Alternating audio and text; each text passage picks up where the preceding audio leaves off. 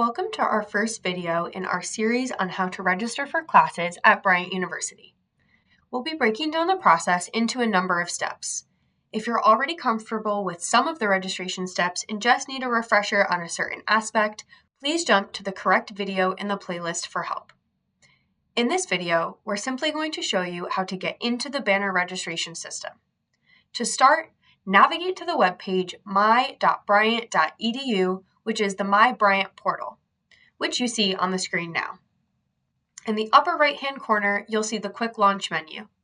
Click on that menu and then choose Banner from the drop-down list. If you're not already logged in, it may have you log in at this point. This will bring you to the main Banner navigation menu with these buttons. The only one you will need to worry about is Banner Self-Service SSO, which is the second link down. Once logged into this page, you should be on the new Banner portal homepage. On this page, choose the card that says Open Student Dashboard.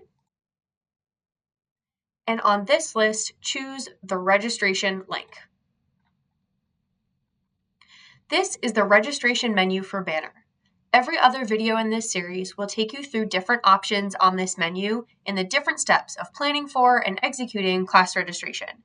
Keep watching our video series for more help with the different areas of registration.